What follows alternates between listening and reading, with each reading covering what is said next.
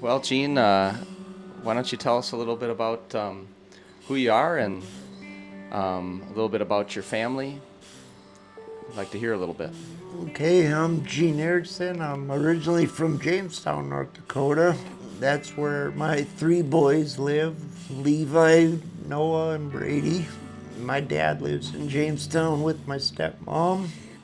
And yeah, he moved to Wahpeton in 2002, and I've been in this area ever since.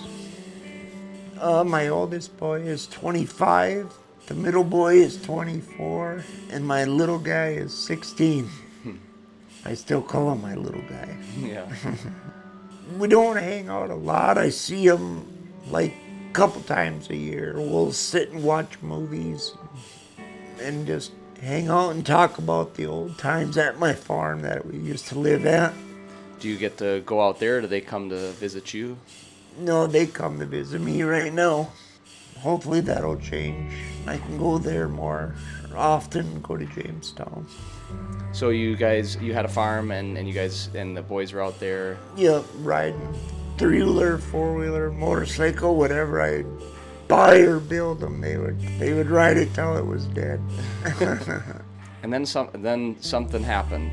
Can you tell us about Yeah, what your story here? on the 4th of July in 2013, we went to a lake cabin. We were all just hanging out, talking and stuff, and then we decided to go for a swim. And I run and did a flip off the dock, and it's the last thing I remember. I broke my neck in C4 and C3, so it paralyzed me from the neck down pretty much. What happened after that then? What did you have done? What did they have to do? They had to put titanium rods in my back and up to my neck, and they screwed them in so my back is more straight. And now you don't have any control with your arms and legs. No, all I can do is move my shoulders a little bit, and then my head and neck. And I heard earlier you have some voice, you use like voice recordings with your Alexa.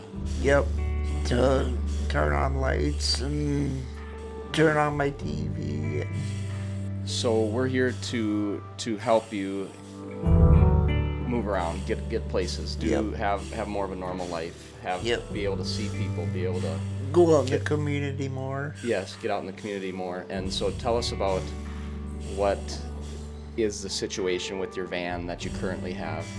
Actually, it's not really made for an electric wheelchair that I drive myself. The ceiling is too low and I hit my head a lot. I have to lean way back, and then when I drive in, I pop a wheelie, and it's just kind of dangerous.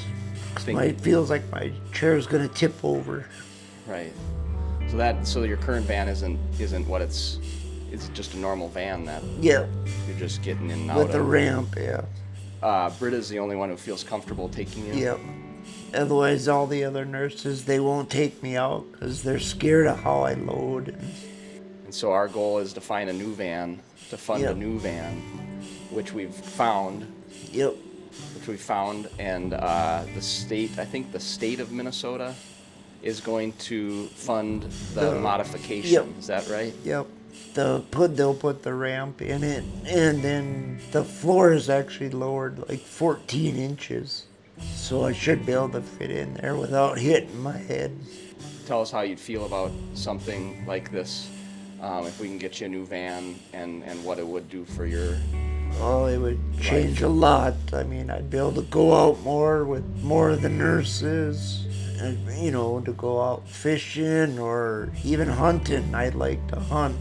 So I'm a deer hunter. Yeah, can you tell about that? Because you shared that with me the first time I met you. Yeah, That's I really neat for people to hear. actually found a modification that mounts to your wheelchair, and you can shoot pistol, you can shoot rifles, and I just decided one day I was gonna buy it, and I got the money and bought it, and it's been great. Went out hunting 2 years now. I haven't got anything, but Yeah. Maybe this year. Yeah.